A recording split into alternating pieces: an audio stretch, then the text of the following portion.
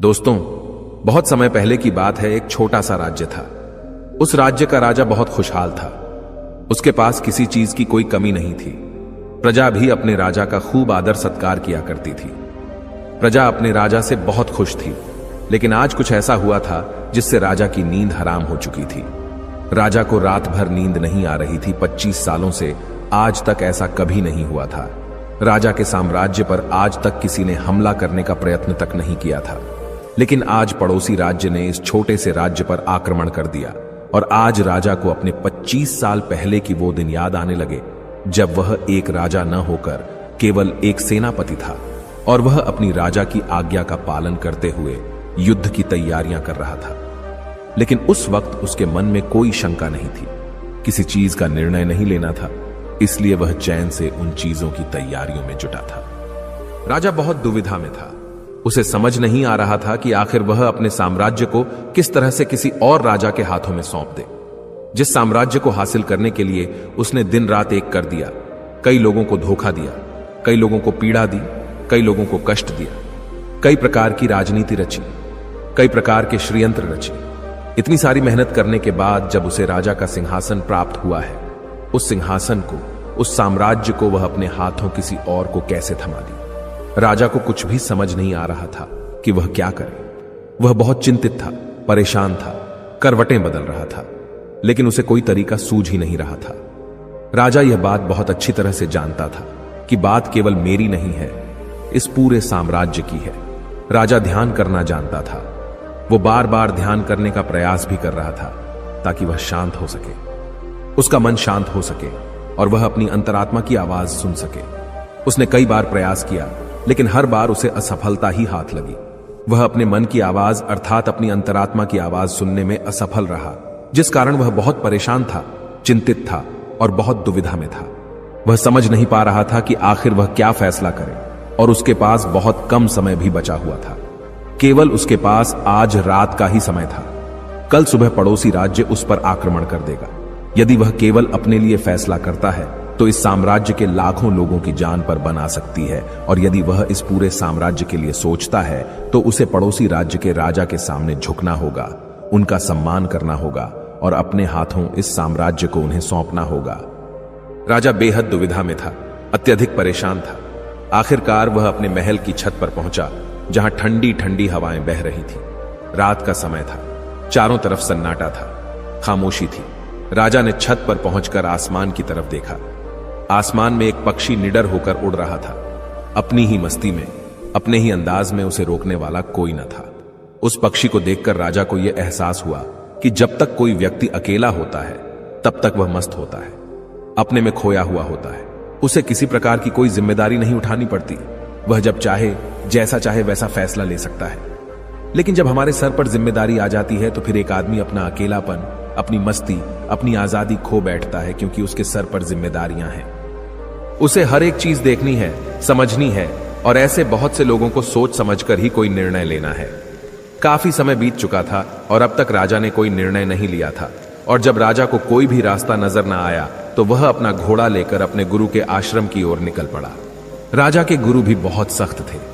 उन्होंने पहले से ही राजा को यह चेतावनी दे रखी थी कि जब तक कोई ऐसी दुविधा न पड़े, जब तक तुम्हारे पर ऐसी कोई बड़ी समस्या न पड़े कि तुम्हें मेरी जरूरत पड़े, तब तक तुम यहां पर कभी मत आना।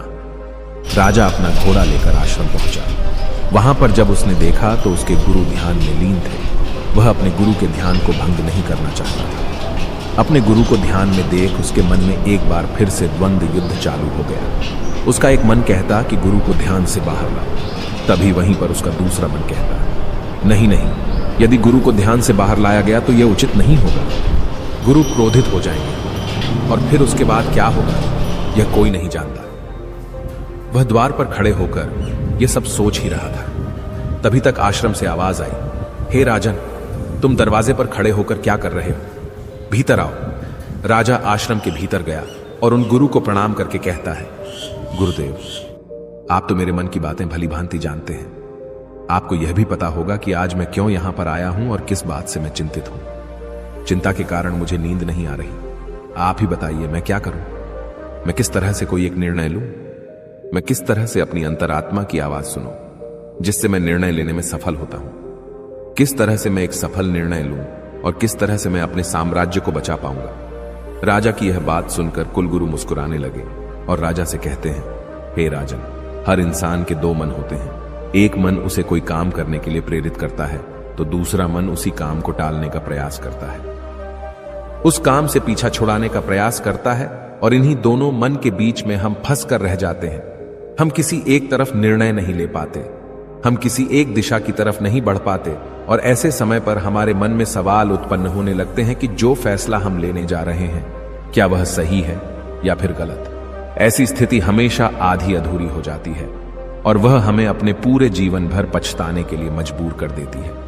तभी वह राजा कहता है कि गुरुवर, यह तो मैं भी जानता हूं और मैं भी इसी शंका में फंसा हुआ हूं। मैं यहां से निकल नहीं पा रहा। मुझे यह नहीं समझ आ रहा कि मैं किस तरफ जाऊं, मैं कैसे सही निर्णय लूं, मैं कैसे अपनी अंतरात्मा की आवाज सुनूं जिससे मैं एक सही निर्णय ले पाऊं। आप मुझे कृपा करके कोई मार्ग दिखाइए, कोई सही तरीका बताइए जिससे मैं सफल और सही निर्णय ले पाऊं, जिससे मुझे जीवन भर पछतावा ना हो। तभी गुरु उस राजा की बात सुनकर एक बार फिर मुस्कुराने लगे और राजा से कहते हैं, हे राजन, जीवन में कोई भी फैसला गलत या सही नहीं होता। यह तो हमारे मन की संरचना है, यह तो हमारे मन का माया जाल है। वास्तविकता तो यही है कि जो होना होता है वही होता है।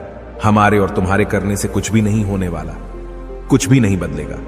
लेकिन फिर भी हम अपने अहंकार में यह सोचने लगते हैं कि हम जैसा चाहते हैं हम वैसा ही करेंगे और जैसा हमें चाहिए बिल्कुल वैसा ही होगा।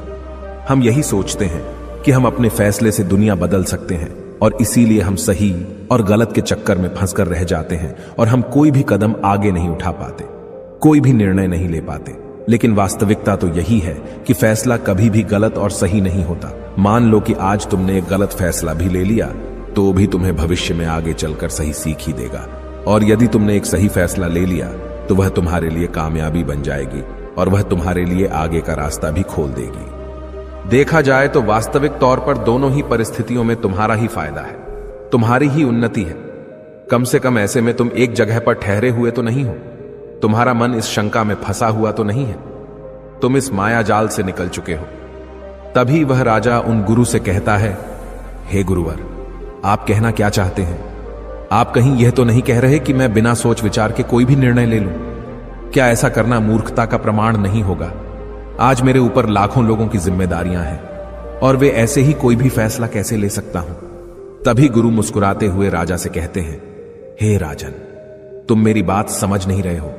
मैं तुमसे ऐसा नहीं कह रहा कि तुम सोच विचार कर निर्णय न लो, बल्कि मैं तो यह कह रहा हूं कि अच्छी तरह से सोच विचार कर निर्णय लो, और अच्छी तरह से सोचने के बाद, पूर्ण रूप से सोच विचार करने के बाद तुम अपने दोनों मन को एक जगह पर सहमत कर पाओ। यदि तुम अपने दोनों मन को एक निर्णय पर ला पाए, एक काम के लिए और एक ही दिशा में ला पाए, तो वही फैसला तुम्हारी अंतरात्मा का फैसला होगा। तुमने कई बार यह अनुभव तो किया ही होगा कि किसी काम में तुम्हारा मन तो लग रहा है लेकिन बुद्धि तुम्हारा साथ नहीं दे रही, बुद्धि तुम्हारा पल पल विरोध कर रही है, और ऐसी परिस्थिति में हमारे मन और हमारी बुद्धि के बीच युद्ध चल रहा होता है। लेकिन यहां पर समझने वाली बात यह है कि जो बातें तुम्हारे मन से उठ रही हैं वही बात तुम्हें सही रास्ते पर ले जाना चाहती है। वहीं पर तुम्हारी बुद्धि तर्क वितर्क करके उस रास्ते को साफ करना चाहती है, सभी प्रश्नों का निवारण करना चाहती है। जैसे मान लो कि तुम एक पहाड़ी पर जाना चाहते हो जहां पर तुम्हें यह पता चला है कि वहां ढेर सारा सोना है, लेकिन इसके लिए तुम्हें घने जंगलों से होकर गुजरना होगा। तुम्हारा मन वहां जाने के लिए तैयार है, वह सोने को पाना चाहता है, लेकिन तुम्हारी बुद्धि तुमसे यह कह रही है, जंगल बहुत घना है और बहुत खतरनाक भी है। वहां पर तरह तरह के विशाल जानवर रहते हैं, तरह तरह के जंगली जानवर रहते हैं और उसका रास्ता भी सुरक्षित नहीं है। वहां पर चोर, डाकू और लुटेरे भी हो सकते हैं, पर पता नहीं वहां पर रास्ते में कुछ खाने पीने को मिलेगा या नहीं मिलेगा। और तो और हमारी जान को खतरा भी हो सकता है कि सारे प्रश्न हमारी बुद्धि खड़ी करती है। लेकिन इसका अर्थ यह नहीं कि तुम्हारी बुद्धि तुम्हें रोकने का प्रयास कर रही है, बल्कि वह तुम्हें सतर्क कर रही है। और जब तक तुम अपनी बुद्धि के सवालों का निवारण न कर लो, तब तक आगे बढ़ना मूर्खता का प्रमाण ही होगा।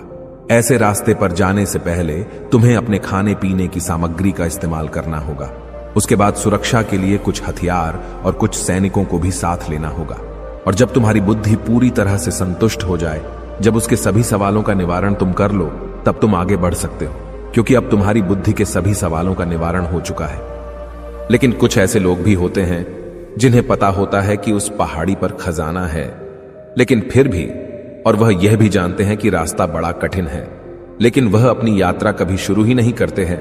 यह बात और है कि हो सकता है कि तुम्हें वहां पर पहुंचकर कोई खजाना न मिले और तुम्हें वहां से खाली हाथ ही लौटना पड़े। लेकिन तुम्हें इस सत्य को भी जान लेना आवश्यक है कि जो होना होता है वही होता है। उसका अफसोस करके कोई मतलब नहीं। तुमने तो अपनी पूरी कोशिश की थी, तुमने अपना पूरा प्रयास लगा दिया था, लेकिन इसके बाद भी तुम्हें सफलता न मिले तो इसका अर्थ यही है कि वहां पर तुम्हारे लिए जो होना था वही हुआ है। उसका अफसोस करके कोई अर्थ नहीं, लेकिन उसे यूं ही जाने भी नहीं देना चाहिए। उस हार से, उस अनुभव से हमें कुछ सीखना चाहिए, उसे सीख लेनी चाहिए, और उसके बाद तुम्हें अपनी कोशिशों को और भी ज्यादा बेहतर बनाना चाहिए। सिर्फ इसी चीज पर काम करना चाहिए ना कि व्यर्थ बैठकर पश्चाताप करना चाहिए, अफसोस करना चाहिए। मैं तो तुम्हें बस यही समझाना चाहता हूं कि अंतरात्मा की आवाज हमें तब सुनाई देती है जब हमारा मन और हमारी बुद्धि दोनों एक बात पर पूर्ण रूप से सहमत हो जाते हैं। तभी वह गुरुवर उस राजा को सावधान करते हुए कहते हैं, हे राजन, मेरी एक बात और अपने दिमाग में अच्छी तरह से बैठा लेना। जब भी कोई हानि होती है तो वह अपने पीछे पश्चाताप और अफसोस जरूर छोड़कर जाती है। तुम्हें हमेशा अपनी हार पर ऐसा ही लगेगा। यदि मैंने कुछ ऐसा कर दिया होता तो शायद मैं सफल हो गया होता, और यही पश्चाताप, यही अफसोस तुम्हें हर काम के पीछे नजर आएगा। जिस काम में तुम असफल हुए हो, जब भी कोई व्यक्ति असफल होता है तो वह यही सोचता है कि यदि मैंने इस काम को उस तरीके से कर दिया होता या फिर उसके कहे के अनुसार कर दिया होता तो शायद मैं आज सफल हो चुका होता।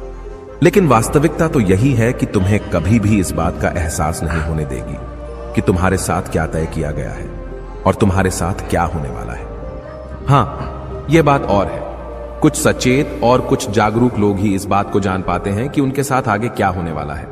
इसलिए वह कभी भी उस चीज के होने का पश्चाताप नहीं करते, उसका अफसोस नहीं करते, क्योंकि उन्हें पूरा पता होता है कि आखिर क्या होने वाला है, और वह अपनी पूरी कोशिश करते हैं। उसके बाद जो कुछ होना था वह तो होना ही है, उसमें पछतावा करके क्या लाभ। किंतु जिन लोगों को अपने फैसले पर यकीन नहीं होता, वह हमेशा केवल सोचते ही रह जाते हैं। वह हमेशा अतीत के बंधनों में बंधे रह जाते हैं, दुखी रहते हैं, रोते रहते हैं, लेकिन वह अपने जीवन में कुछ नहीं कर पाते। लेकिन एक बुद्धिमान व्यक्ति यह भली भांति जानता है कि अतीत को बदला नहीं जा सकता। हां, उससे सीख जरूर ली जा सकती है, लेकिन उस पर बैठकर अफसोस करना व्यर्थ है। किंतु वर्तमान में हम सही निर्णय ले सकते हैं, और भविष्य जो कि हमारे हाथों में है ही नहीं। इसके बाद उन गुरु ने राजा को वहां से जाने का आदेश दे दिया, और वह वापस से ध्यान में लीन हो गए। और गुरु की सारी बातें सुनकर राजा के मन में जो द्वंद्व युद्ध चल रहा था वह पूरी तरह से शांत हो चुका था। राजा वापस महल लौटा और उसने शांतिपूर्वक अपने मन और अपनी बुद्धि को एक ही निर्णय पर सहमत करवाया, और वह था कि हम युद्ध लड़ेंगे। जब राजा के मन से यह निर्णय उठा तो उसकी बुद्धि ने उसके सामने कई प्रकार के सवाल उत्पन्न कर दिए, जैसे कि हमारी सेना बहुत छोटी है, हम उनके सामने टिक नहीं पाएंगे, और पड़ोसी राज्य के पास एक विशाल सेना है जो हमें चुटकियों में मसल सकती है।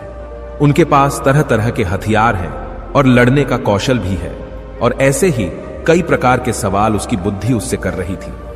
उन सभी प्रश्नों का जवाब देते हुए राजा आगे बढ़ता चला गया, और वह इसी निर्णय पर पहुंचा कि हम युद्ध लड़ेंगे। यदि हम सही रणनीति से सही तरीके से युद्ध लड़े तो हम छोटी सेना के साथ ही उन्हें हरा सकते हैं। इसके बाद वो राजा चैन की नींद सो गया, और अगली सुबह उसने अपने सेनापति को आदेश दिया कि हम युद्ध लड़ेंगे, सेना को तैयार करो। सेनापति ने राजा की आज्ञा का पालन किया। दोनों ही राज्य में घमासान युद्ध हुआ। हालांकि इस राज्य की सेना बहुत छोटी थी, बहुत कम थी, लेकिन राजा की सही रणनीति के कारण, राजा की सही नीतियों के कारण आखिरकार राजा ने इस युद्ध को जीत ही लिया। दोस्तों, उम्मीद है कि आपने आज के इस वीडियो से जरूर कुछ न कुछ सीखा होगा। इस वीडियो को लाइक और अपने दोस्तों के साथ शेयर करना ना भूलें।